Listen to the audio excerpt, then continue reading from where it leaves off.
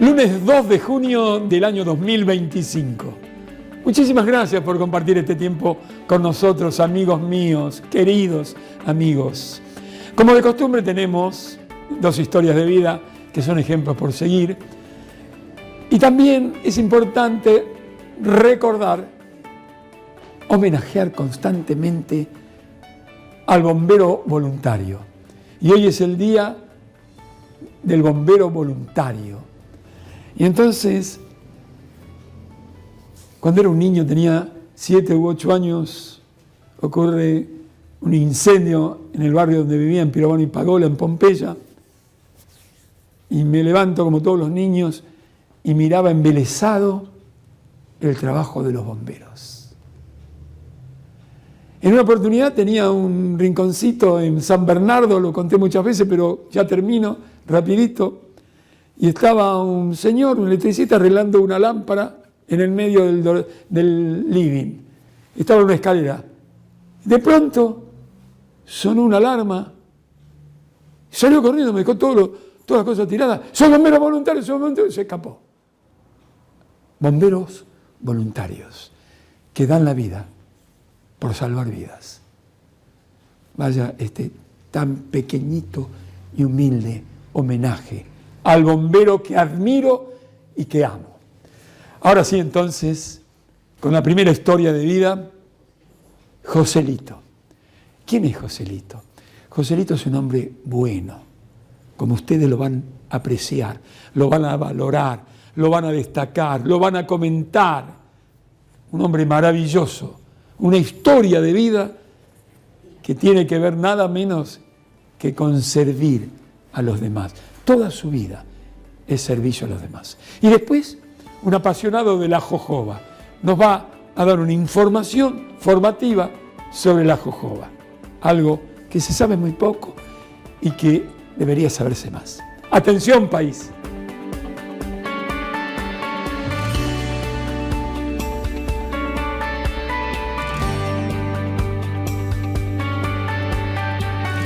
Vamos a tener una charlita, un diálogo que me permite Joselito, así cariñosamente le dicen en Morteros, a un hombre bueno, a un hombre bueno, un hombre que toda su vida ha sido nada más y nada menos que un servicio a los demás.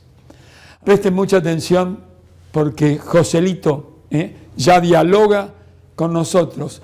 Muchísimas gracias, querido Joselito, por prestarte a esta charlita. ¿Cómo estás, amigo mío? Muy buenas tardes. Bueno, muchísimas gracias y gracias por los conceptos que ha vertido. No sé si soy merecedor de tanto, pero te agradezco de corazón. René Rivarosa, un amigo, me decía, mirá, Jorge, no solamente lo que hago yo, hay mucha gente buena, mucha gente que hace cosas. Y bueno, y vos sos uno de esos. Joselito, ¿dónde naciste? Nací en Rosario y al poco tiempo nos vinimos a vivir aquí a Morteros, Córdoba. Y mi papá era constructor, así que tuvo la posibilidad de venir otra vez para este lado porque él era de 2 hermanos, una colonia, y nacimos con mi hermana allá. Y después de acá también somos 5 hermanos y 2 de crianza que adoptó mi papá, así que somos 7 de familia y nos criamos en una familia muy solidaria, muy emprendedora, bueno, con ese corazón que gracias a Dios lo aprendimos nosotros, ¿no? Claro, lo has aprendido, ¿de qué manera? Claro, porque tu padre, al adoptar a 2 personas, ha hecho la obra de amor tal vez más grande que puede hacer un ser humano. Siempre digo, hace muchos años por televisión, el que adopta un niño, no creo que haya obra de amor más grande, ¿no? Bueno, ¿cómo se llaman? Vamos a hablar en tiempo presente. ¿Tu padre no vive, tu mamá vive o viven los dos, o no viven ninguno de los dos? No, mi padre falleció, era un gran colaborador, el que me guió en todo esto, pero mi mamá, gracias a Dios, vive, tiene 85 años y está muy bien de salud y bueno, así que ese sería lo que nos queda de familia y todos los hermanos estamos en vida, ¿no es cierto? Y todos somos colaboradores del club. Muy bien. Dime, papá y mamá, vamos a hablar en tiempo presente, ¿no? Porque los que no están, ese Padre Divino, siempre están en nuestro corazón, en nuestra mente. ¿Cómo se llaman papá y mamá? Mi papá se llamaba José Antonio Víctor y mi mamá Judy Bramardo. Judith, madre de 5 hijos, qué divina. Más dos, ¿no? Dime, dame los nombres de todos tus hermanos, a ver. Mi hermano, yo me llamo José Luis. Después sigue Víctor Hugo, Gustavo Antonio, Diego, María. Tenemos una sola hermana. Mario, que vivió en casa, y también José Antonio, que es otro adoptivo, que tenemos un poco la enfermedad los Bramardos de poner José primer nombre casi a todos, ¿no? Mi Sí, hija se llama María José María y mi José. hijo más grande se llama José. Sí. ¿Qué fueron tus padres para vos? ¿Qué son? ¿Qué es esa madre?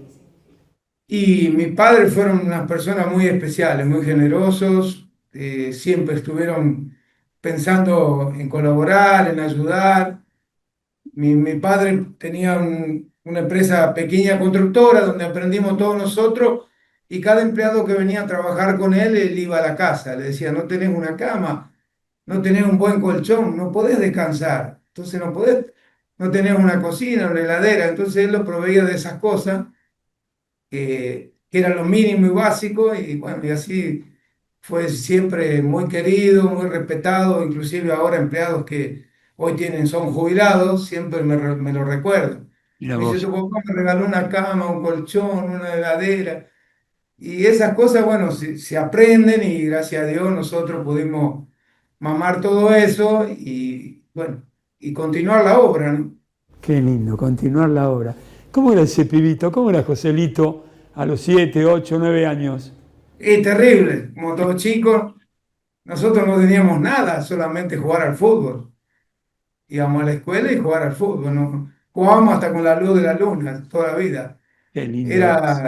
Era una vida que quizá era diferente, hoy golpea mucho más la realidad que tenemos, entonces nuestra vida fue muy sana, nunca nos faltó, como decía mi hermano, mi padre, todo, nunca nos faltó ni comida, siempre tuvimos todo, todo que era lo básico, que era amor, cariño, hermano, hermanastro.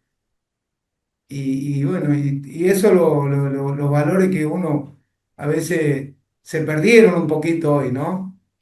Eso que aprendimos de las grandes maestras, los grandes maestros que tuvimos. ¿Recordás alguna maestra de la escuela primaria?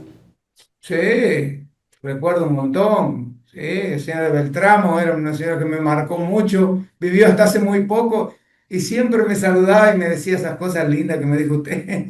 Él siempre me agradecía, me decía, un día me regaló una heladera para el merendero. Y me llamó y me dijo, recuerdo lo dañinos que era cuando eras chico. Pero te quiero mucho y te agradezco lo que haces. Y bueno, son cosas muy lindas, sí, sí, muy lindas. Sí, quedaron marcadas. Inclusive en las escuelas suelo ir a dar charlas y bueno, siempre recuerdo los grandes maestros que uno tuvo, que esos Qué- son los que qué- marcan la vida de uno, ¿no? Gracias por permitirme que podamos hacer un homenaje a un maestro, una maestra que es una palabra sagrada, ¿no? Pero claro, vos tuviste dos maestros insustituibles e imprescindibles, educadores, que fueron tus padres, ¿no? Nada menos, ¿no? Es un privilegio. Dime, ¿conociste a tus abuelos? Sí, conocí a mi abuelo, pero de parte de mi mamá. Parte Mi de otro mamá. abuelo falleció, lo mató un toro en una cabaña cuando yo era muy pequeño. Y a la abuela, sí, la abuela de la mamá de mi papá, era una persona muy hermosa, una abuela que tiraba las cartas, una tana que tiraba las cartas en ese tiempo y se hablaba en piamontés, ahí usaban ese idioma y nosotros queríamos ir a escuchar lo que le decía a la gente, claro, y hablaban todo en piamontés y no entendíamos nada. ¿Y qué te cocinaba la abuela? Todo. Nosotros cuando nos sentábamos a la mesa siempre le cuento a mi hijo y a todos. Teníamos dos ollas grandes, lo único que queríamos que esté llena, no importa lo que había adentro. Nosotros queríamos, hoy hay que hacer tres comidas, si tenés tres nietos, cuatro nietos. Fueron maravillosos con nosotros, fueron muy buenas personas, hermosas. ¿Cómo se llamaban? Recordame el nombre. La Catalina era mi abuela, bueno, José, mi abuelo que falleció, que lo mató el toro, mi abuela Castelli, que de la emoción se me borró un poquito, Y bueno, y a mi abuelo, bueno, el otro abuelo No lo no conociste. lo conocí, Reinaldo se llamaba también, que Reinaldo. tuvo la desgracia de fallecer, ¿no? Mira vos. Pero Felisa era la otra abuela, maravillosa, maravillosa persona, que mi abuela Felisa murió a los 52 años. Muy joven. Sos un hombre que vive para servir. Alguien dijo que el que no vive para servir, creo que fue Luther King, no sirve para vivir, ¿no? Vos vivís para servir. Dime, y por lo tanto te imagino apasionado, muy ocupado para servir, y entonces fuera de cámaras me dijiste que el amor de tu vida, con la cual ya llevas muchos años, 40 y pico largos, y tienen creo que 3 hijos. ¿Cómo se llama esa mujer? Se llama Dora. Bueno, ahora estamos bien, gracias a Dios. En la pandemia agarró una trombosis pulmonar que nos preocupó a todos. Su salud fue y vino, y ahora, gracias a Dios, está en plena recuperación. Dios nos dio una manito para que siga, porque es mi compañera de toda la vida, que me acompañó con esta locura, porque me conoció haciendo esto y me sigue todavía aguantando. Así que Bueno, lo que pasa es que Dora debe tener un corazón como vos. Y de ese no se fruto. puede hacer nada sin eso. No Si se no puede. tenés acompañamiento. Yo también en mi vida activa, tengo que decirlo, tuve una vida muy activa deportiva.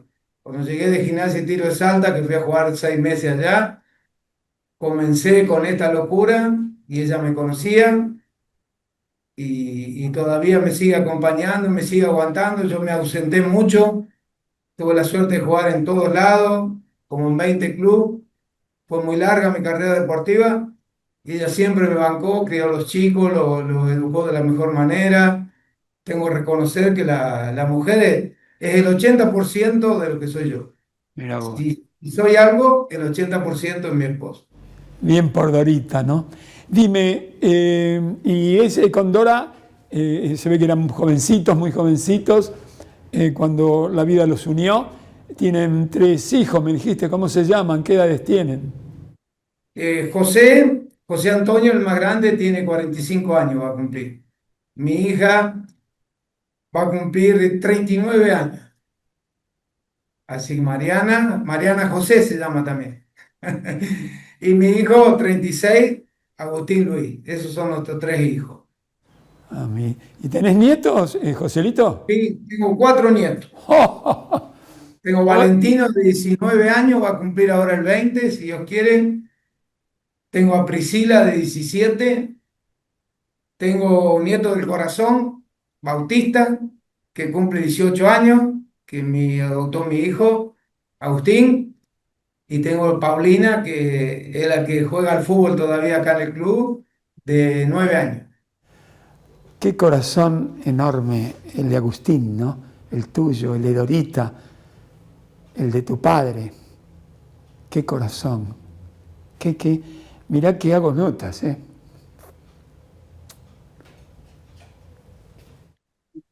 Gracias, gracias. No sé si.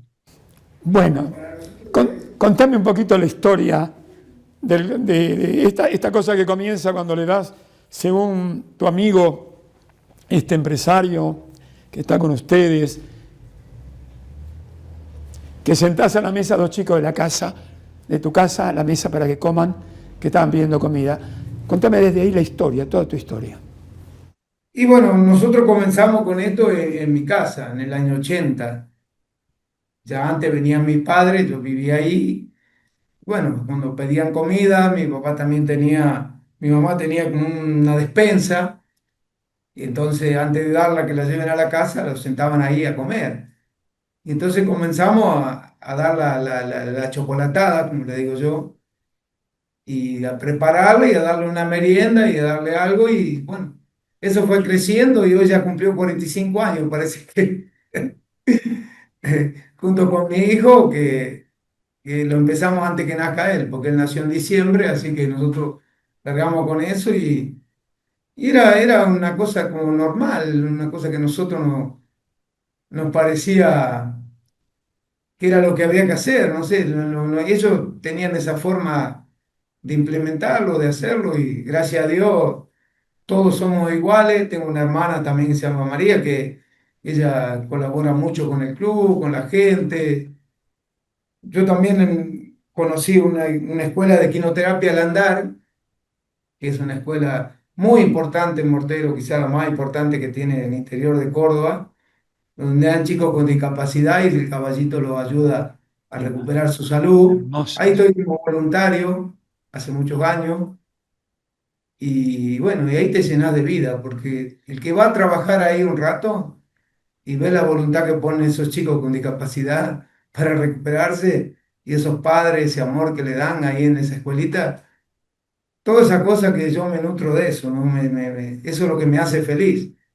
Quizás nunca me tomé unas vacaciones, ya es una deuda pendiente a la familia, más de todo. Pero los horarios libres trato de ocuparlo ahí, entonces esas son cosas que me llenan el alma a mí, lo disfruto más. Un día un periodista de San Francisco, hace muchos años, me dijo, ¿cuántos niños hiciste feliz, Joselito? No, le digo, soy egoísta, los niños me hacen feliz a mí, Qué bueno eso. yo me sirvo de ellos. Yo un domingo sin los chicos del fútbol infantil o en la semana, me siento perdido. Así que, así que no, le digo, en esto me lo voy a tomar para mí. Ellos me hacen feliz a mí. Y es así como se fue implementando mi vida, ¿no? Y mi continuidad, ¿no? ¿De qué jugabas cuando jugabas Va delantero de buen derecho. Bien derecho? ¿Sos hincha de algún club? Sí, soy hincha de un club que es San Lorenzo de Almagro, No, que era mi padre. no, Pedro Huracán. no, soy del San Lorenzo, no, no. No, El cura Lorenzo está acá conmigo, por Dios, Joselito. soy de San Lorenzo, sí. Mi padre me hizo de San Lorenzo, así que... Y acá en los barrios soy de un club que es Amelia, un club bien humilde, que tuve la oportunidad de jugar y 20 años después salí campeón, viajé a Salta a jugar 6 meses al fútbol allá y después me fui por todos lados y a los 20 años regresé a ese club y fui campeón otra vez. Lorenzo Massa, acá tengo, mira, acá tengo un cura, un pastor, un rabino, no sé, acá tengo un hombre bueno, hincha de San Lorenzo, siguiendo tus pasos, curita, Lorenzo Massa. Ay, ay, ay. Bueno, me fui de tema. ¿Por qué el nombre del merendero? El merendero no tiene todavía nombre, estamos preparándolo para cuando lo inauguremos la parte nueva. La parte vieja va a quedar, tenemos un saloncito que es de 30 metros y ahora hicimos otro de 45 metros más o menos, porque se nos agrandó la familia para el merendero. Ujú. Y no, el club lleva el nombre de Roberto Colombo y el merendero no tiene el nombre todavía. Estos 45 años no lo bautizamos, El pero merendero tiene que llevar tu nombre, aunque vos no quieras. El club tiene que tener tu nombre. ¿Por qué te dicen Joselito? ya, yo tengo muchos apodos. Cuando jugaba al fútbol, un montón de clubes, jugué en 20 clubes, así que más o menos tengo todo. Donde iba todos me bautizaban diferente, pero Joselito me pusieron los chicos. Mira vos. Entonces no le salía el nombre, me decían Joselito, Joselito, y me quedó Joselito. Y como me lo pusieron los chicos, es el que más me gusta. No tengo dudas. Un diminutivo lleno de amor, muy cariñoso, ¿no? Y Muy viene de espiritual. los niños. Es lo mejor que me pudo pasar. Bueno, ¿cuántos chicos van al club? Y actualmente tenemos como 70 fichados, que son 4 categorías, que van de los 4 años a los 13. Después tenemos la sub-15, que son más o menos 20 chicos más.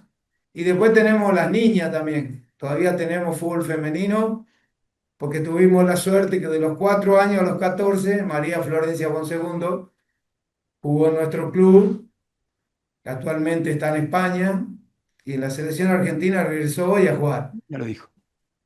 Así que tenemos esa cantidad y bueno, Ya lo dijo. nosotros la semana los atendemos en el merendero.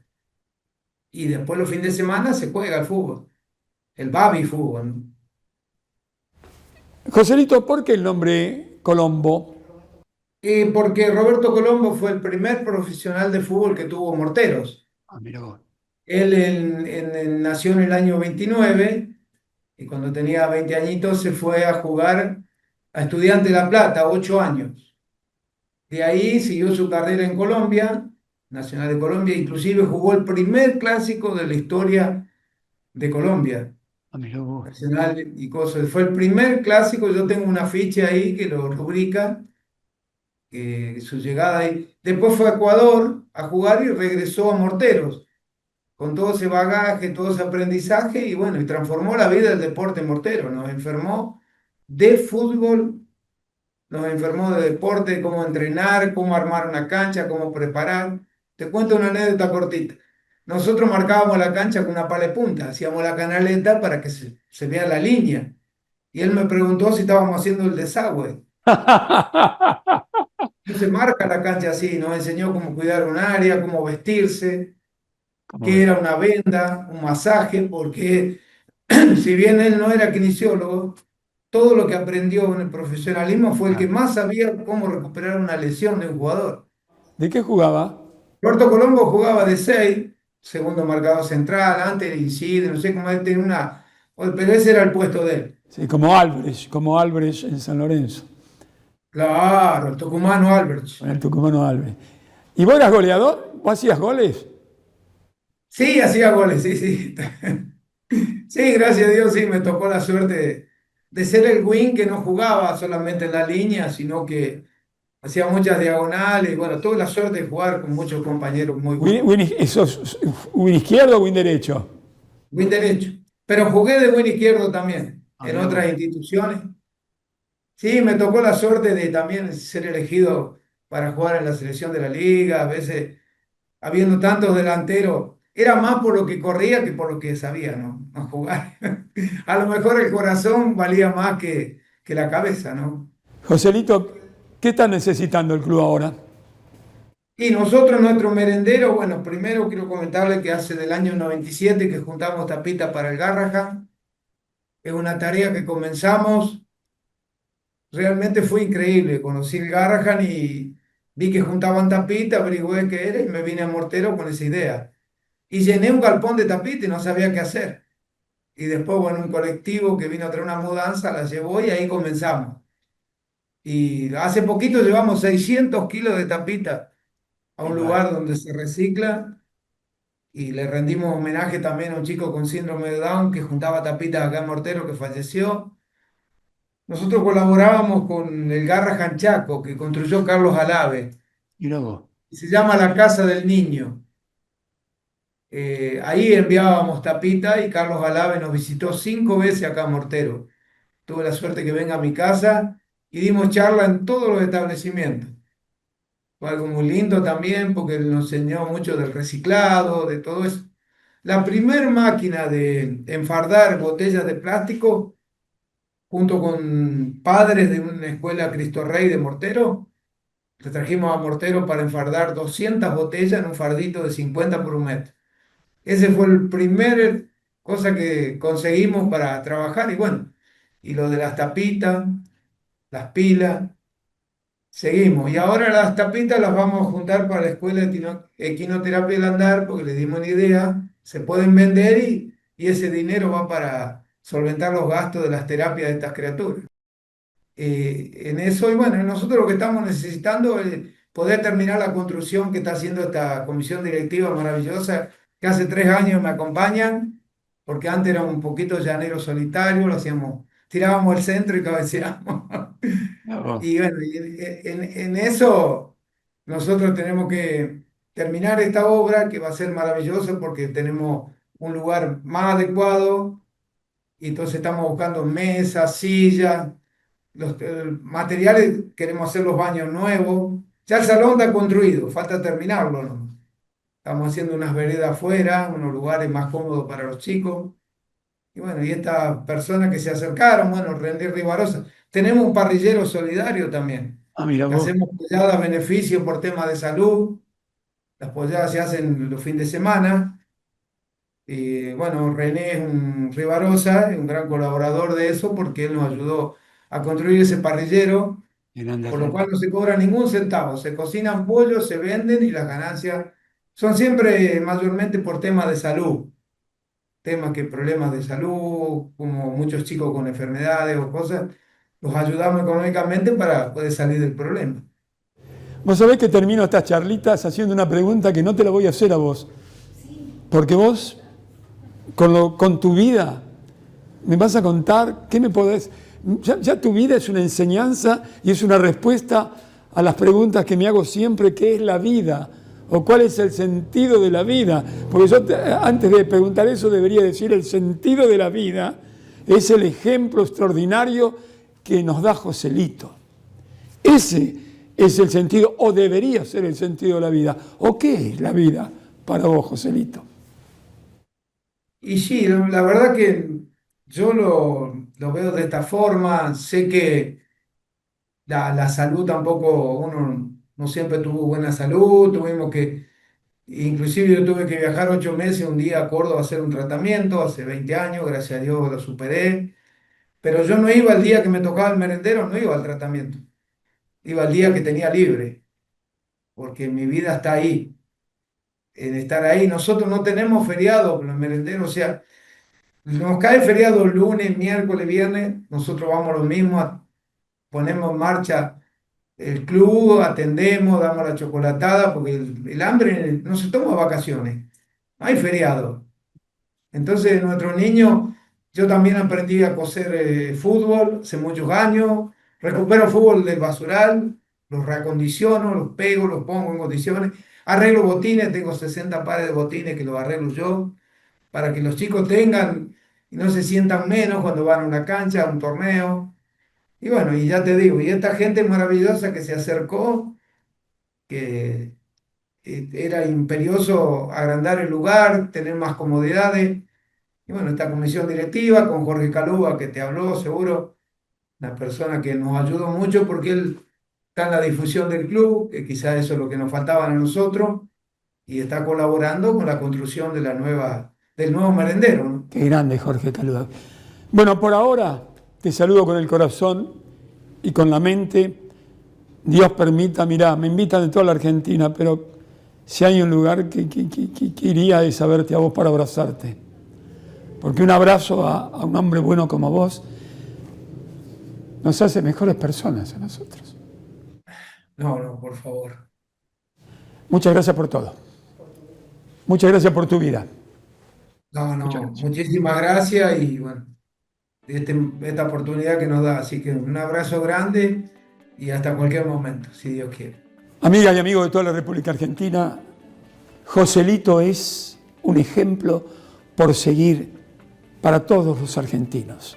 Joselito es una necesidad que tenemos los argentinos. Y espero que no solamente de Mortero, sino de la ciudad de Córdoba y de todo el país, le hagan llegar lo que necesita esta institución. Que para mí, que soy salesiano, Joselito es el cura Lorenzo. Muchas gracias.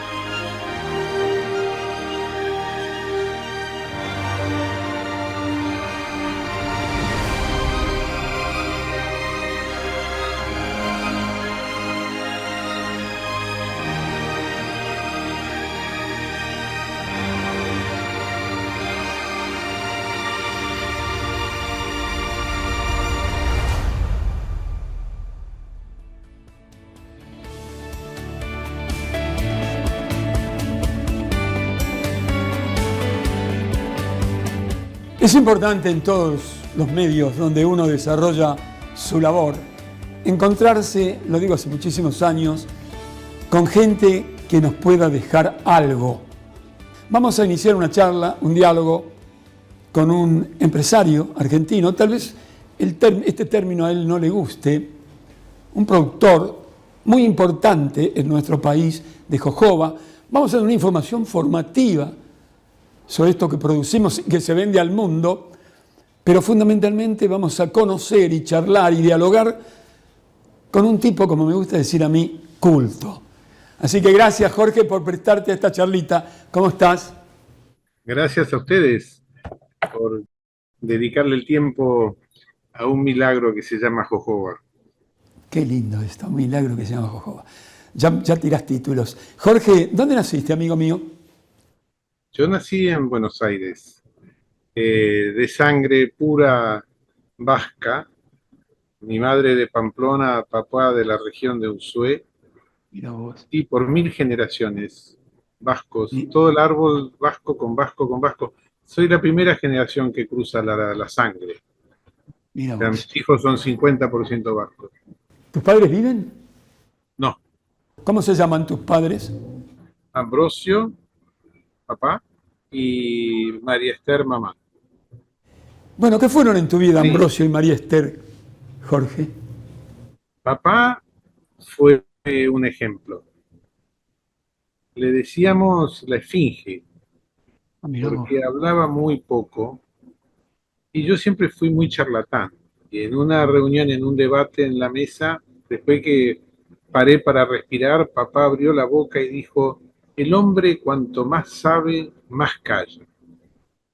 Y me cerró la boca. No me lo olvido nunca. Y mamá era una leona. Mamá era una fiera, una leona. ¿Tenés hermanos? Somos 5 en total. 3 varones y 2 mujeres. Mira vos. La mayor es mujer, ahora se retiró, una enorme pediatra que siempre hizo medicina social en el Hospital de Niños, el Gutiérrez, el Garrahan. Ah, Y mirá. la otra Beatriz, una genia de la computación científica, participó con la Secretaría de Energía en la privatización de todo el sistema eléctrico y después participó internacionalmente en la privatización de sistemas eléctricos en otros países. ¿Esas mujeres eran mayores que vos, tus hermanas? ¿Viniste vos después? Yo soy el menor y la oveja negra en la familia. Ante vara tan alta de mis padres y mis hermanos, yo salí el rebelde y un poco el estrambótico. ¿Cómo era ese pibito, Jorgito, a los 8, 9, 10 años? ¿Cómo eras? A mí me crió una mujer extraordinaria que había sobrevivido la Primera y Segunda Guerra Mundial, una austríaca. ¿Tu abuela? No, fue una especie de nodriza, fue una especie no era institutriz, pero era la mujer que nos cuidaba y nos vio nacer a todos. Y ella conmigo me tuvo una atención muy especial, así que ella me marcó mucho en toda mi infancia hasta la adolescencia. ¿Cómo se llamaba? Magdalena Nagovitz. Magdalena. Magdalena Nagovitz, austríaca de Francia, vio la caída del Imperio Austrohúngaro ¡Oh! con la Primera Guerra Mundial. Fue una cosa muy, muy increíble porque en esa época veíamos series por televisión de la Guerra Mundial que estaban hechas en Hollywood. Y ella se ponía a llorar y decía que así no fue, así no fue. Y me contaba cómo había sido y me decía, no, así no fue, así no fue. Perdió toda la familia, tíos, padres, hermanos, toda la familia la perdió salvo una hermana entre las dos guerras y me contaba cómo salían de noche a cazar ratas para poder comer. Qué escuela que te ha brindado la vida a través de esta mujer. A Impresionante, ese, no, impresionante. dime, insisto en esta pregunta, ¿cómo era ese pibito? ¿Cómo era Jorgito a los 7, 8, 9, 10 años? ¿Cómo eras? Muy tímido, muy tímido. Eh, Luego, la escuela a la cual yo iba, una escuela privada, de concepción académica británica, de un rigor del siglo XIX, que lo que logra es criar jóvenes rebeldes. Así que la adolescencia, la secundaria la pasé en un mundo con compañeros muy marginales en cuanto a mentalidad y actitud. Y justo yo me retiro con el Cordobazo. Termino la secundaria y entro en la Universidad de Buenos Aires, muy extremadamente joven, porque di ingreso libre. Así que entré en la universidad con 17 años y teníamos compañeros de 20, 21, con la dictadura de Lanusse. La dictadura de la luz. Luego del golpe, o sea, luego cuando Onganía cae por el Cordobazo. ¿Y qué estudiaste? ¿Terminaste tus estudios universitarios? Estudié ingeniería industrial en la Universidad de Buenos Aires. Participé a mi manera, no violentamente, pero participé bastante en la lucha estudiantil. Ah, mirá vos. Participé gremialmente en las asambleas, era representante de los estudiantes independientes. Peleé cuando finalmente viene la democracia, cuando cae Lanusse y llama a elecciones y el retorno de Perón. No que peleé, traté de convencer a mis compañeros buscar una política nueva, un fracaso, porque Perón finalmente termina en el poder y en un acto que algún día lo voy a encontrar y le voy a preguntar de por qué, sabiendo, como Matera le decía, que no podía ser presidente, que iba a morir, que no estaba en condiciones físicas, sabiéndolo, elige a Isabelita como vice. Esa es una pregunta que tenemos pendiente, que nos encontremos él y yo, en un lado me la va a tener que contestar. Y ahí cuando él muere me voy y sigo los estudios de física en la Universidad de París. Y yo quería hacer el doctorado en astrofísica, pero bueno, terminé la licenciatura y empezó un periplo mío de 10 años que me llevaron a la Jojoba. Antes de ingresar, es una irrespetuosidad de mi parte interrumpirte, pero me gusta ahondar en la vida y en el corazón del otro ser humano. ¿Conociste a tus abuelos, Jorge? Una pena, ninguno de los cuatro. O sea que no tuviste el privilegio que es conocer a 4 abuelos. Una tristeza, sí. Pero tuviste esta mujer que te marcó y que hoy, de alguna manera, en una charla con un periodista, estás recordando. Y muy bien. Sí. Y cuando tuve mi primer hijo, yo ya volví de afuera a la Argentina, me vivía criticando lo mal que lo criaba. Enseñándome de cómo se tiene que criar a un niño. Sí, era un personaje. Para ella, claro, por sus orígenes, el secreto de la crianza era la alimentación. Y hoy, tantos años más tarde, que yo incursiono desde hace unos años en un mundo muy fascinante, que es el mundo de la longevidad. Uno de los 4 principales pilares sobre lo que se sustenta esta ciencia nueva es la nutrición. Y que cierro el círculo increíble, ¿no? Yo estoy fascinado aprendiendo el milagro y los secretos que tenemos dentro nuestro de cómo funciona nuestro organismo y cómo lo maltratamos desde temprana edad y cómo lo lastimamos y cómo lo perjudicamos y cómo por ende inevitablemente terminamos en enfermedades degenerativas. Sí, es una ciencia maravillosa, maravillosa. Bueno, ya Hipócrates decía que el alimento sea tu medicina, ¿no? Exactamente, que el alimento es medicina, decía Hipócrates. ¿Sí? Dime, ¿cómo comienza esta historia en tu vida de la jojoba? Que no se sabe mucho. ¿Cuándo? ¿Cuándo fue? En mi andar, deambular, después que yo dejo París, en un momento llego, nosotros somos de padre y madre por 1000 generaciones campesinos. Y en un momento termino en California, donde con mi hermano y mi madre empezamos un campo en el delta del Valle de San Joaquín. Y entonces yo me establezco ahí, estaba establecido en San Francisco. Y ahí uno trabaja, estamos hablando de finales de los 70.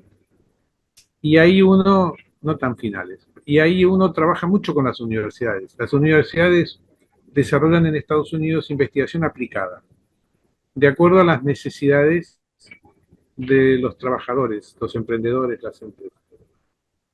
Y tengo la fortuna increíble de conocer en la Universidad de California, en Riverside, al doctor Demetrius Germanos. Veníamos de la famosa crisis del embargo petrolero, del 73 y 76, por las guerras de los 6 días de Israel contra los países árabes, etcétera, y los árabes le habían hecho un embargo a Estados Unidos, no le entregaban petróleo. Entonces había un movimiento muy grande de la búsqueda. Ahí es cuando nacen las energías renovables. Ahí es cuando nacen los movimientos ecologistas. Y entonces, en la búsqueda, porque es verdad que todas estas fuentes de energía renovables no dan derivados. El petróleo, en cambio, crea una industria que es la industria petroquímica, que es enorme en el abastecimiento de cosas que necesita el hombre a través de los derivados. Entonces sale una segunda ola de investigación en la búsqueda de cómo obtener y reemplazar los derivados del petróleo sin petróleo. Y Germanos descubre entonces esta planta en el desierto de Sonora. El desierto de Sonora se toma el noroeste de México y sudoeste americano, que la usaban los indios, hay nativos de ese desierto. Y lo empieza a investigar y descubre que esta planta singular, lo que se cuando la ve que como que le aprensaban y le sacaban el aceite, entonces él empieza a investigar y descubre que no es un aceite. Y es la única cera líquida vegetal. O sea, en el mundo vegetal no existe otra cera líquida. Las ceras son muy diferentes de los aceites.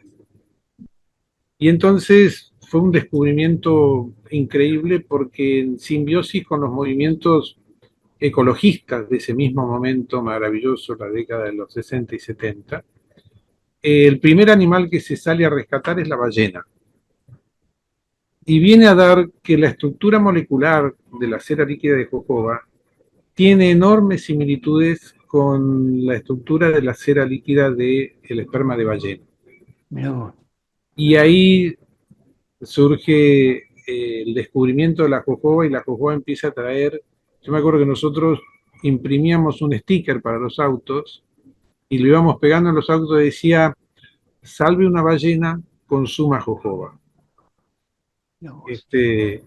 Y un día Germanos me dice: mire, usted debería de volver a su país, porque en su país, exactamente en la misma latitud que el desierto de Sonora, pero latitud sur, hay un desierto.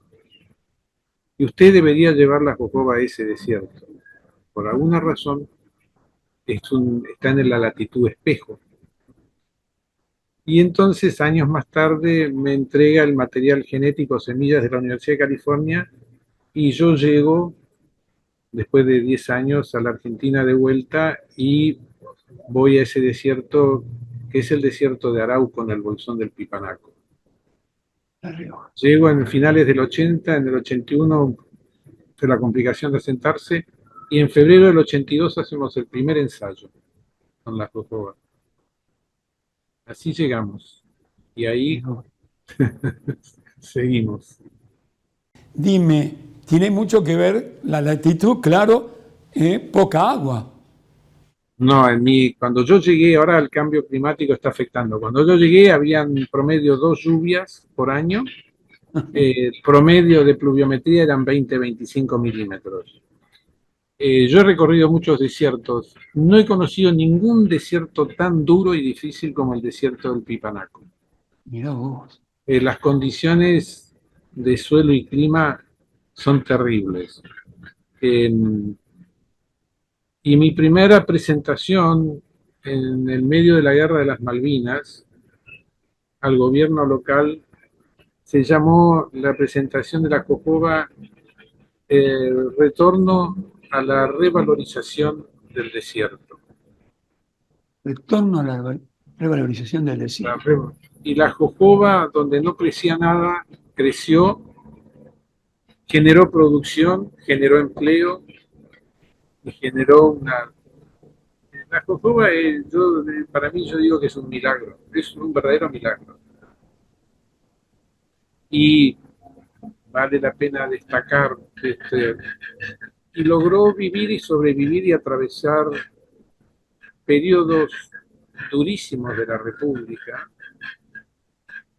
El único apoyo que recibimos nosotros fue del gobernador Carlos Menem. Mirá vos. Cuando él sube como gobernador en el diciembre del 83, y un día nosotros estábamos en medio de la nada, el camino para llegar donde estábamos era tierra, y baja un helicóptero y aparece Carlos Menem con sus enormes patillas, etcétera, y dice, vengo a conocer me hablan de un loco del desierto. Y se quedó conmigo todo el día. Y después me dice, mañana véngase a la casa de gobierno. Y voy para allá, llama a su gabinete y era maravilloso en esa época Menem. Y les dice, mire, lo que este señor pida, el que no se lo da lo echo. Porque está loco donde se metió y lo que está haciendo. Es anecdótico, ¿no? Porque al poco tiempo, en el año 88, se retira, pide licencia y va a la competencia electoral contra Cafiero. ¿Cuántas hectáreas tenemos cultivadas o tienes cultivadas o tenemos los argentinos? La Argentina llegó a tener casi 4.000 hectáreas. Luego, los avatares y esta tendencia tan autodestructiva que tenemos los argentinos en su manera de manejar el Estado y en su manera de manejar el gobierno, hizo que se abandonaran muchas. Hoy estamos en 2.000 y tantas.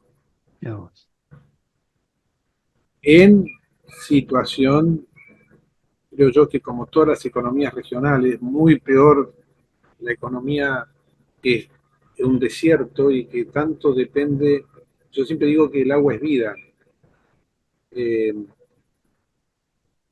Con toda la transformación, lo que pasa en la Argentina es que a uno lo sacan, lo llevan a Marte y de repente lo suben a un cohete y lo suben en Venus y después lo bajan en la Luna. El cambio estructural de los entornos en los cuales uno tiene que desenvolverse es tan dramático y en tan poco tiempo que a mí no me cabe ninguna duda que si se declara una guerra mundial, entre los sobrevivientes vamos a estar los argentinos, porque tenemos una capacidad de resiliencia y de adaptación que yo no lo he visto en ningún otro pueblo. A pesar de todas las dificultades, ¿le estás vendiendo al mundo? Sí, son 40 años, ¿no? La jojoba estaba dominada por la producción americana y mexicana. Luego nacemos Israel y Argentina.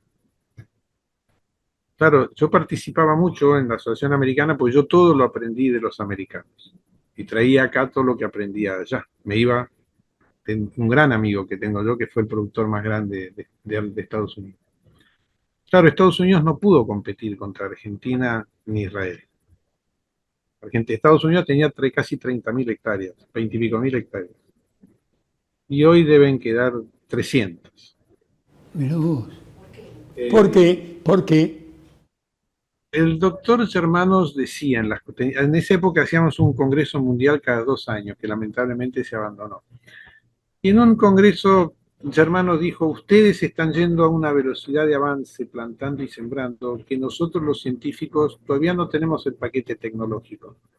La jojoba es la planta que salió de estado salvaje a estado domesticado comercial más rápido de toda la historia de la relación del hombre con los cultivos. Nunca hubo un cultivo que pasó de estado salvaje a estado comercial con la velocidad que pasó la jojoba.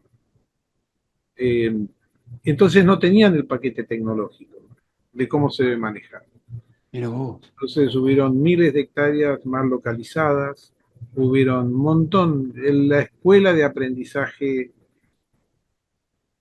de los jojoberos americanos fue para nosotros una enseñanza enorme y para ellos la quiebra.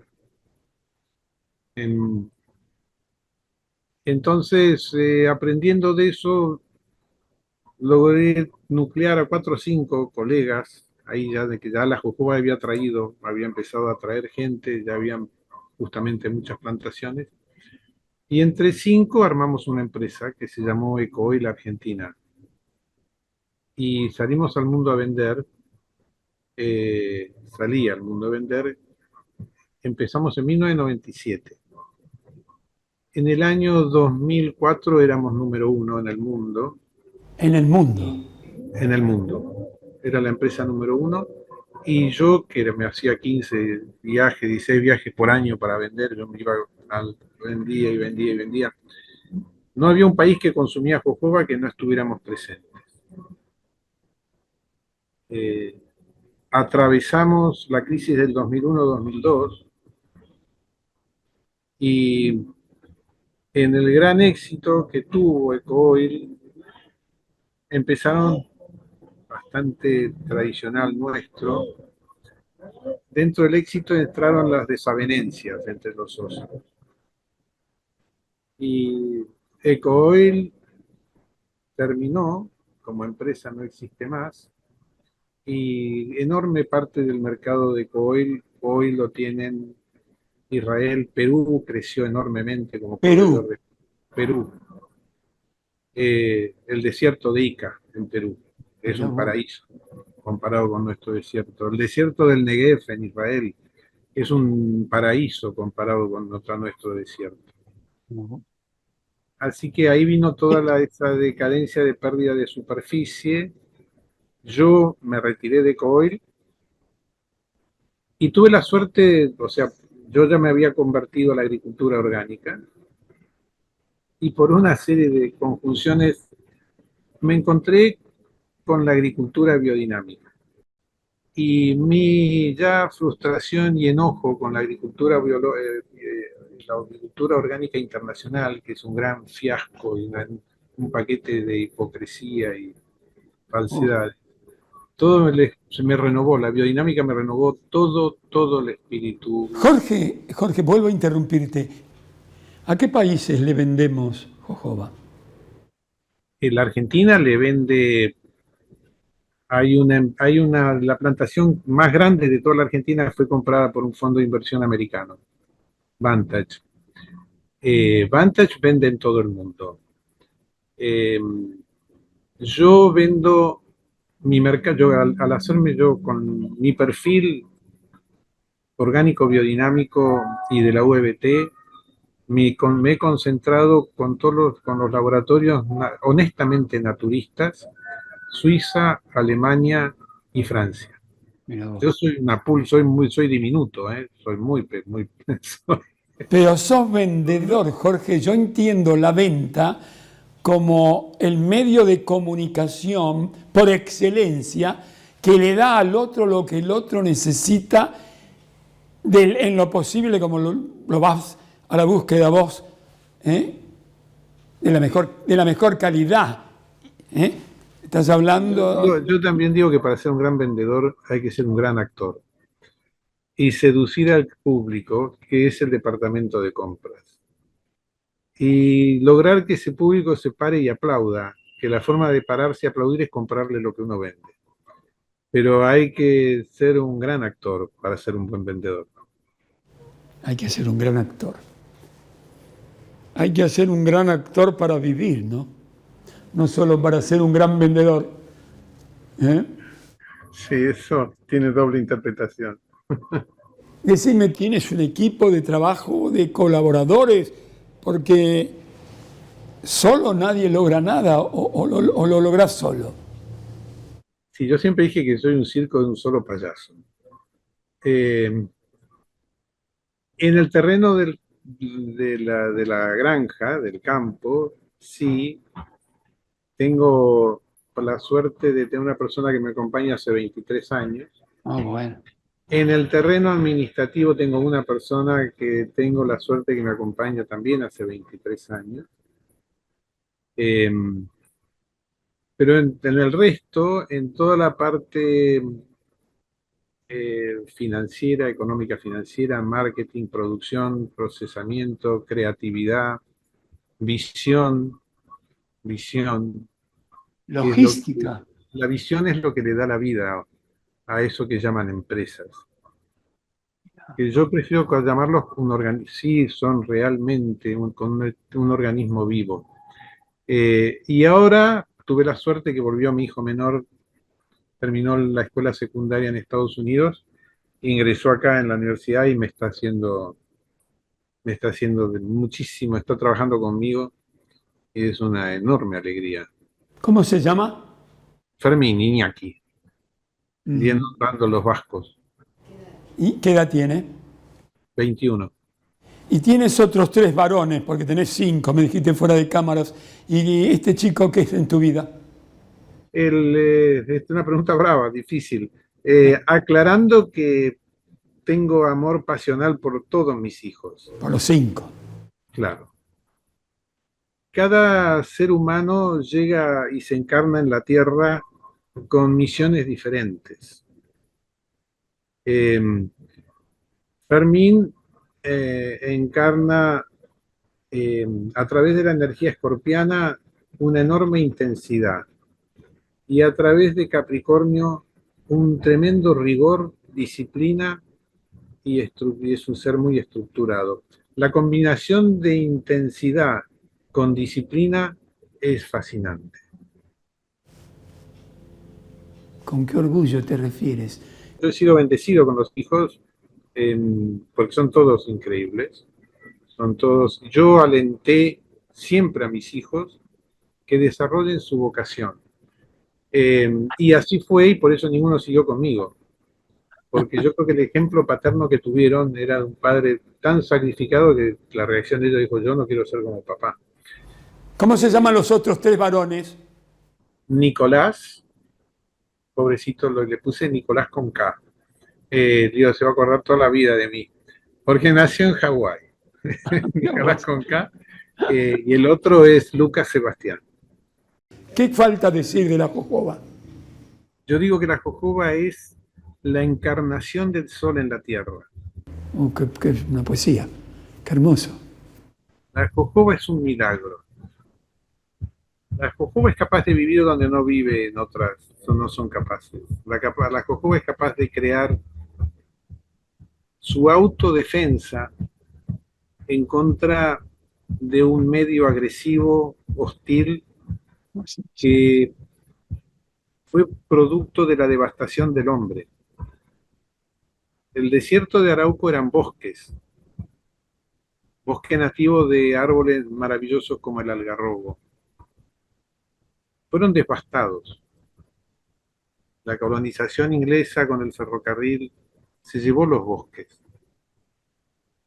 y vino la enorme degradación ambiental del desierto. Y yo creo que el desierto es un mecanismo que tiene nuestro planeta con su vida de echar al hombre, echarlo. Después del daño que le hicimos, no quiere tenerlo cerca. Y entonces lo expulsa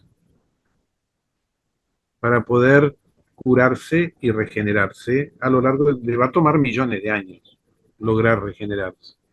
Te tengo que preguntar para el gran público una pregunta muy elemental. ¿Para qué se utiliza la jojoba? La jojoba eso muestra su antigüedad, tiene macho y hembra. Entonces la hembra produce un fruto que son semillas. Esas semillas contienen esa única e increíble cera líquida vegetal. Inicialmente se la pretendió reemplazar la cera del esperma de ballena, que se usaba fundamentalmente en el mercado de los lubricantes y otras cosas así. pero después se la descubre en la cosmética y de ser un producto novedoso, que la cosmética siempre busca novedad, eh, hoy, porque la novedad se termina, y fue novedoso en los años 70 y 80, pero hoy la jojoba participa en todos los productos del cuidado personal por sus enormes virtudes reparadoras y funcionales para la piel, entendiendo, y muy importante, que el pelo es una expresión de la piel y las uñas es la continuidad de la piel. Entonces tiene propiedades en todos los ámbitos, reparación, regeneración, que los puedo aburrir con todas las... No, no, porque la gente, ¿sabés qué pasa? El que tiene en su casa, tal vez no sabía todo esto y no sabía que un productor argentino le vende al mundo y habla de milagro, que sea un milagro que la naturaleza tenga jojoba y que seguramente, ¿qué sentís vos cuando viajás por el mundo o en las farmacias o casas de belleza, ves el producto ahí? Y vos que amás este producto, ¿qué sentís? Obviamente una gran alegría y una conciencia de fracaso, no solo yo, que estoy entre los ancianos de la jojoba, pero de todo el compendio de los jojoberos mundiales, porque el mundo de la cosmética, del cuidado personal, de la jojoba ha descubierto la puntita muy pequeña del iceberg. No, La funcionalidad de la jojoba está todavía, y yo se lo digo, en los de investigación y desarrollo en los laboratorios cosméticos en Europa, abren los ojos y yo digo, pero ustedes todavía no han descubierto ni la mitad de lo que tienen para descubrir con la jojoba. mira vos. Este, sí, o sea que a mí se me junta un poco eso, la alegría de ver que, yo digo, la jojoba logró pasar de la etiqueta del frente, que es cuando es novedad, a la etiqueta de posterior, donde uno ve los ingredientes. Y entonces yo veo que se está usando en su funcionalidad en la formulación, porque antes estaba en la etiqueta frontal, crema reparadora con jojoba, pero cuando uno miraba la etiqueta de atrás, que se tiene que detallar cuantitativamente, la jojoba no estaba al principio, estaba último, capaz que no tenía ni el 1%. Mira vos. Ver esa evolución en el descubrimiento de los investigadores y los formuladores es una enorme alegría, pero todavía falta Yo, tanto. La cosmética tiene que ser una ciencia que cuida del órgano más grande del ser humano, que es la piel. La gente no tiene conciencia de que la piel es un órgano vivimos de la piel. y como tal tiene muchas funciones. Ahora por fin están descubriendo que la piel tiene su propia microbiota. Entonces, ese órgano, que es una de las principales vías de comunicación entre el interior del cuerpo y el exterior medio ambiente, Qué bueno. eh, tiene enormes funciones que si no son bien cuidadas empiezan a tener disfunciones que el hombre no es consciente pero que repercuten en su interior. Entonces, en la protección de ese órgano, la jojoba tiene un rol enorme para cumplir, porque tiene que cumplir la protección. Nuestra piel está integrada por lo que llamamos los poros. Esos poros son agentes casi de inteligencia artificial de qué es lo que dejan salir y qué es lo que dejan entrar. Si no fueran cada uno de esos minúsculos poros un ser inteligente, estaríamos muertos, intoxicados, no viviríamos nada. El cuidado del funcionamiento de esos poros es clave, la jojoba. El cuidado de la microbiota es clave. Ese mundo de seres que viven sobre nuestra piel, tiene que ser cuidado. Y después vienen todo lo que es la parte emoliente, la parte humectante, después vienen los infinitos adjetivos tan usados en la cosmética, pero todavía todo lo que es el poder de cuidado de ese órgano, la cosmética todavía ni lo ha investigado. Hoy están empezando a llenarse la boca porque está este fenómeno de la microbiota intestinal. Han descubierto que hay una microbiota en la piel. Entonces empiezan a crear productos que son todos poesía nada más, no tienen sustancia. Y ya tienen que empezar a descubrir la jojoba. Está Porque la bien. jojoba ha demostrado, tras 40 años, que en su adaptación no tiene una enfermedad, no tiene un patógeno. Una vez me acuerdo que me llama el encargado desesperado porque nosotros estamos cerca de la zona de los olivos. El olivo tiene una plaga que se llama la chinchilla, la cochinilla blanca. Y me dicen, entró la cochinilla en la jojoba, mire, venga, venga. Y yo voy y le digo, mira, hay que fumar. Le digo, no, ¿cómo va a fumar? Déjela, déjela. Al año y medio había desaparecido la cochinilla. Estamos en una zona donde es endémico unos microorganismos que se llaman nemátodos, que son terriblemente nefastos. Yo tengo vecinos que habían plantado cientos de hectáreas de olivos que tuvieron que abandonar porque los nemátodos le enfermaron todos los olivos. La jojoba se le ríe al nemátodo. Yo digo que el nemátodo debe, porque el nemátodo está en el suelo y muerde las raíces y termina matando. Yo digo, algún día tengo que estudiar qué hay en la raíz de la jojoba que el nemátodo huye. Eh, no es un milagro, es un verdadero milagro. La jojoba, cuando vienen nosotros tenemos calores devastadores en un desierto que no tiene humedad relativa, la humedad relativamente es de un 5 o 6%, con un centro anticiclónico que es el Salar del Pipanaco, donde empiezan las temperaturas en agosto-septiembre y se levantan unos vientos infernales. Y la evaporación se sube de 8 milímetros diarios a 20, 30 milímetros. Cualquier planta se deshidrata. La jojoba crea en sus hojas una cutícula de cera de jojoba que no le permite transpirar, le regula el intercambio gaseoso, pero no le permite perder su humedad. Y eso hace en la piel. Y por eso los productos que dicen ser humectantes, que incorpora, porque humectante es que la piel se seca, poder recuperar la humedad, es fundamentalmente falso, porque la piel va a impedir que ingrese esa humedad. En cambio, la jojoba actúa como actúa consigo misma en su supervivencia.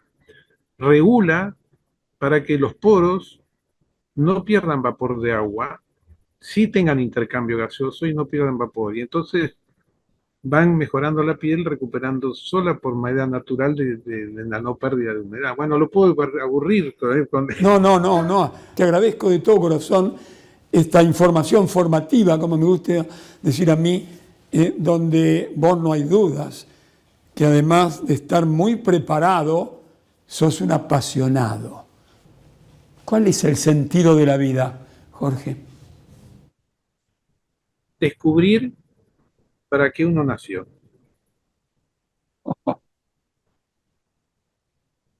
¿Por qué uno está acá?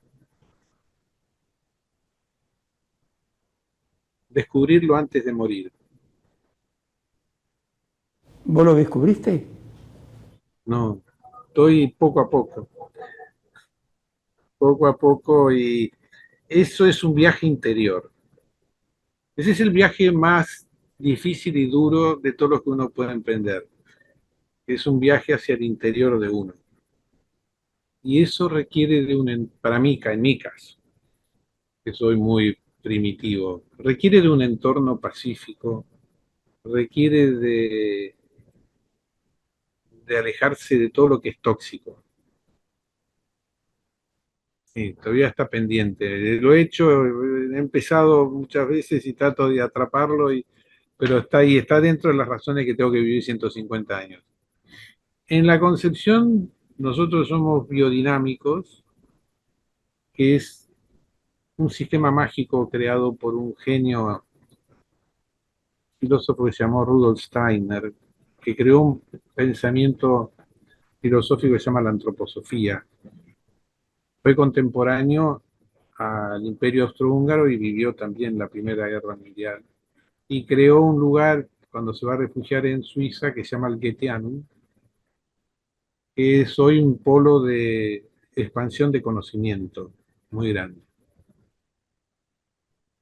Entonces, Steiner nos enseña en esa... Es un hombre que nunca había agarrado una pala en su vida, y finalmente alguien le insistió que viniera a un lugar de uno de sus seguidores. Le dice: mire, que es que los campesinos me están diciendo que la leche no es igual, es que las papas no tienen el mismo sabor, es que los cultivos ya no son como eran. Estamos hablando de 1925. Finalmente él accede a ir ahí a ese castillo, y el hombre del castillo, que era un seguidor de él, trae a todos los campesinos. Y se pasaron juntos una semana. Y por primera vez él habla de la agricultura en las famosas conferencias de Kuberwitz. Y es un compendio de una sabiduría tan profunda. Y nunca más habló de agricultura, se fue después de esa semana. Pero el ciclo de las enseñanzas, uno puede estar en una vida descubriendo tantas cosas. Pero una de las enseñanzas fundamentales que él dice es que el hombre tiene que crear, cuando es agricultor, un organismo vivo. Porque la Tierra está viva, porque el cosmos está vivo. Y entre el cosmos y la Tierra está la vida de las plantas, los animales, y el hombre tiene que ser ese alquimista capaz de tomar esas herramientas, la energía que nos llega del cosmos, sin la cual no habría vida, la energía y la vida que crea la Tierra, y ese fenómeno alquimista que da luz a las plantas, los animales y al hombre. Esa concepción es tan maravillosa que entonces en eso estamos desde el 2005, cuando por suerte la vengo a encontrar a la biodinámica, y me hizo que yo no abandonara todo. Y es un continuo, es una evolución en continuo, donde uno trabajamos mucho con la gente, que hoy en día es dramático el tema de la gente, porque casi todos son jóvenes, y el producto cultural y moral, pobres, son un producto de lo que pasó en este país los últimos 30 años. Y tienen una carencia tan grande. Entonces, hacemos talleres, yo trato de hacer talleres junto con los principales sabios de la biodinámica en la Argentina, somos parte de la Asociación Biodinámica, y hacemos talleres 5 días, donde además de hacer prácticas con todos, paramos de trabajar, traigo poetas de la poesía riojana, traigo pintores, músicas, bailes, y hacemos 5 días de esa locura, de comer juntos y practicar cosas y vivir y experimentar. Y trato de traerles la cultura de su tierra. Y eso somos, muy lejos de ser una empresa. Y en ese continuo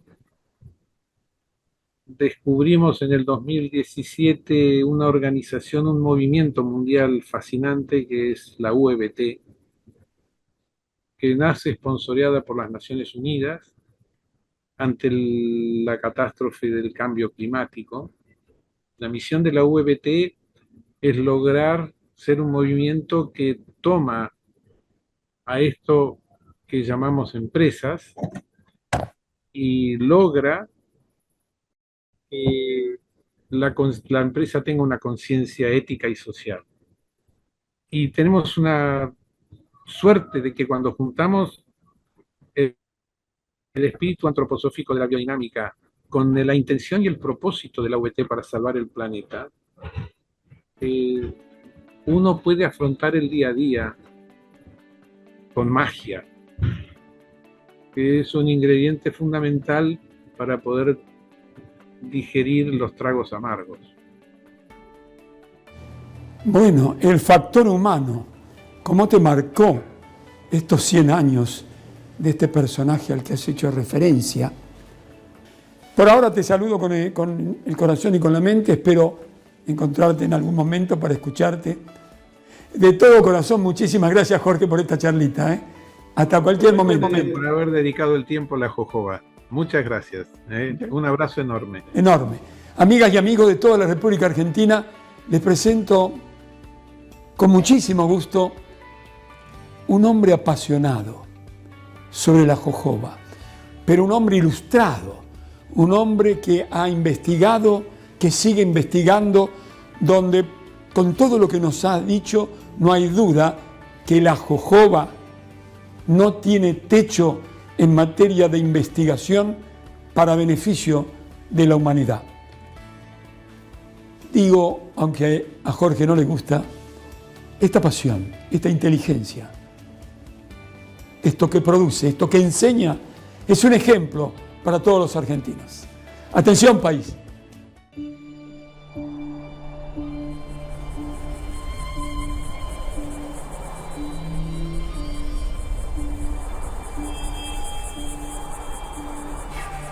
Well, we live in the desert, which we call the Pipanaco Desert. I got here and it was quite a panic, quite a fear. There was no previous experience of jojoba in this desert. So I said, well, I'm going to try it anyway. And the product of that adventure is what I call the miracle of jojoba. Today, jojoba has proven itself after 40 years that it can really thrive, create work, create life for people, create life for biodiversity. So we really are in love with this tree.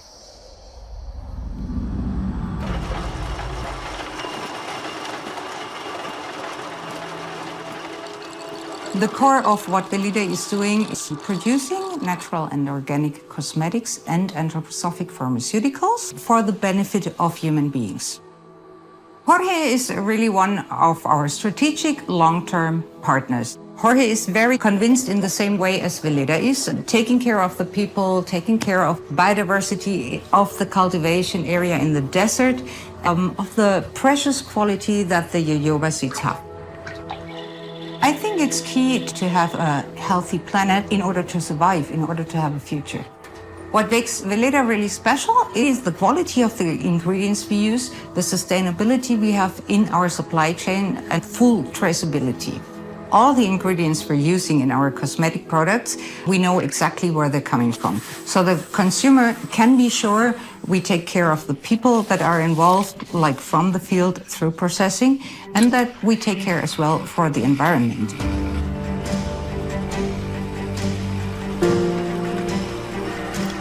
And then something incredible happened. When we discovered biodynamic agriculture, we really understood that we could explain the desert that we were friends and that we could really create life together. That the soil is asking us to do things the right way. La agricultura biodinámica ve al organismo agrícola, a la granja, como un organismo vivo. Este organismo vivo está en un determinado contexto que tiene que ver no solo con el ambiente circundante, sino en un contexto cósmico también, donde las influencias de la Luna y de los planetas tienen una importancia en el cultivo. Y otro aspecto son los preparados que utilizamos, que están relacionados con las fuerzas que viven más en la Tierra y estas fuerzas que viven más en lo cósmico.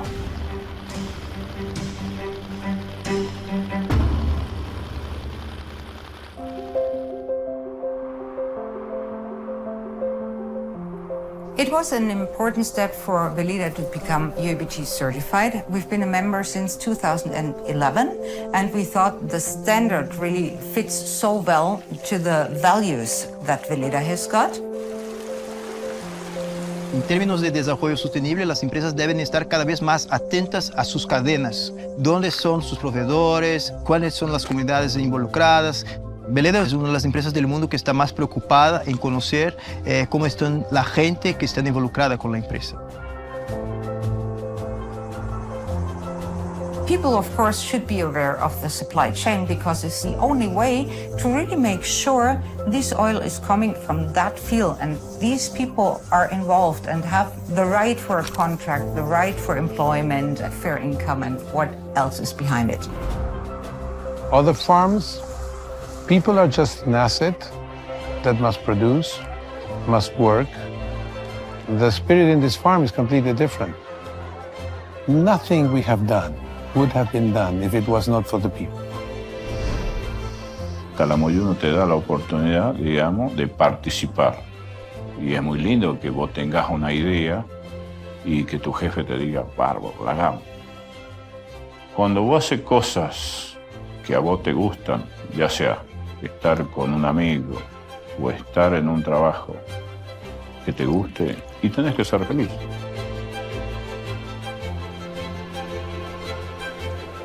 Vereda is something the desert sent to us. We hope that this company can create consciousness. So we hope that this farm will help for that. So this is our dream.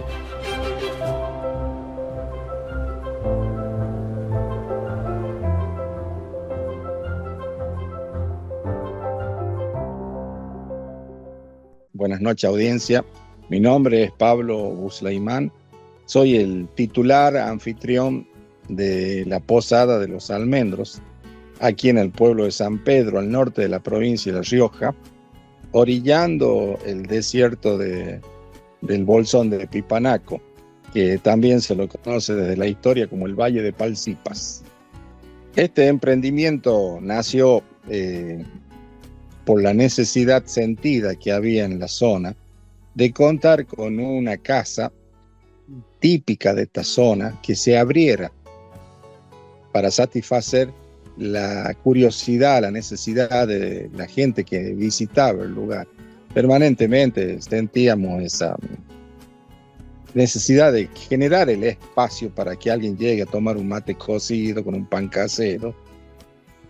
Y así fue creciendo hasta que hoy nos transformamos en una posada que está totalmente equipada, pensada y diseñada para la mejor atención posible a quienes quieren venir a vivir esta experiencia de agroturismo. En realidad, a Jorge Arizu lo conozco desde que empezaron los años 80 y yo sabía que él estaba en el Bañado, que queda a 20 kilómetros de la posada. En alguna oportunidad ya de la historia de nuestra apertura como un establecimiento que brinda servicios turísticos, Jorge llegó atraído por los comentarios. Y ahí sí comenzó a nacer entre nosotros una amistad de las que pasamos a ser familia. Pero yo le presto apoyo administrativo para el funcionamiento de la finca. Es muy grande todo. Es muy disperso, muy extenso. Entonces yo estoy siempre en una situación de proactividad, tratando de apoyar a aquellos aspectos que necesitan tomar decisiones, avanzar sobre controles, generando también soluciones a los problemas que todos los días la realidad nos presenta. Lo admirable que pongo de mi parte en la persona de Jorge es este hecho. El desierto del Bolsón de Pipanaco es un espacio geográfico inmenso que se ha desarrollado de una manera muy intensiva bajo las leyes de diferimiento impositivo. Espacio que ha sido colonizado por los capitales nacionales con maravillosos establecimientos agropecuarios. El devenir de la historia política y económica ha hecho que a veces los números no empiecen a ser tan benévolos como lo eran en otras oportunidades. Y estas empresas se retiraron y hoy deprime el alma ver esas fincas abandonadas, secas. Y acá viene lo importante de Jorge Arizu. Ese hombre se sostuvo en su convicción de responsabilidad moral de conservar las fincas, de conservar las plantas, de conservar la fuente de empleo y ese mercado que supo conquistar con la excelencia de su producto. Aquí nosotros advertimos que él ha pasado de ser un empresario a ser un emprendedor que la lucha, que la transpira, que la sufre en el día a día, pero su empresa sigue adelante a pesar de que los números no son los mejores. A mí, Jorge Arizu me ha generado la oportunidad de otorgarme otro ámbito de pertenencia a mi existencia.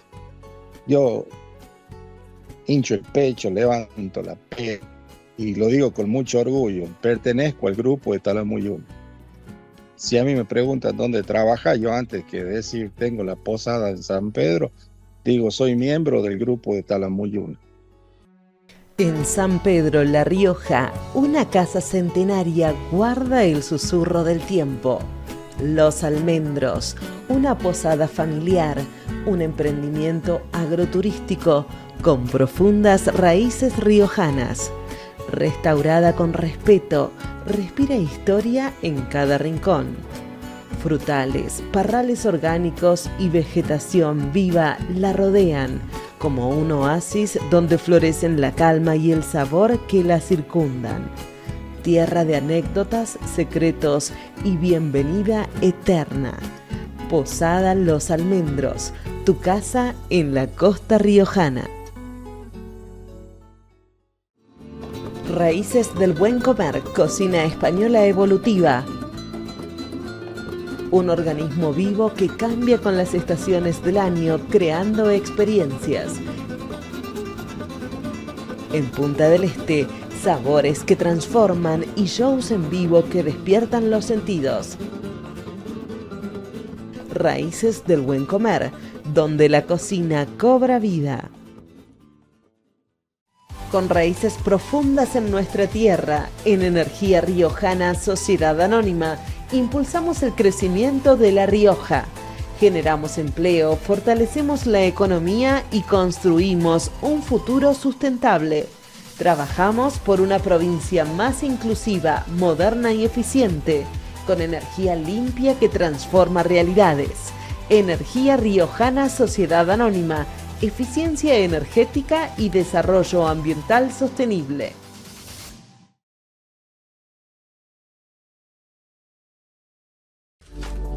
Encanto del Río. En Villa La Angostura, un lugar privilegiado por la vista que ofrece y el paisaje que lo rodea. Hostería, ubicada a orillas del río Bonito, tu mejor opción para descansar en familia.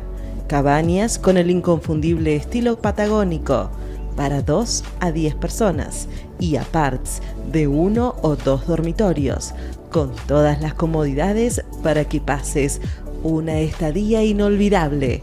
Encanto del Río, tu refugio en la Patagonia.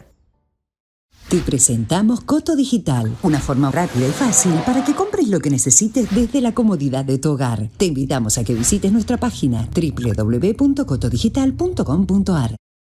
Cuidar el agua nos asegura el futuro. Es un mensaje de la Federación Nacional de Trabajadores de Obras Sanitarias, FENTOS. No dejes pasar de largo lo que te hace bien. En Mar de las Pampas, Cabañas Lemú te espera todo el año con todas las medidas de seguridad e higiene que requiere la situación actual. Haz tu reserva telefónicamente o en nuestra web. Cabañas Lemú, 100% naturaleza.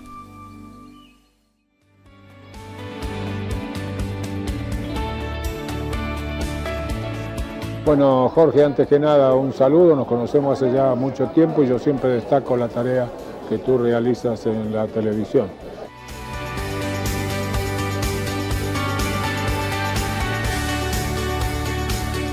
Amigos míos, muchísimas gracias por haber compartido este tiempo con nosotros. Ya saben que estamos todos los viernes a partir de las 4:30 de la tarde. Y los espero, como siempre, si Dios así lo permite, el lunes a partir de las 8 de la noche.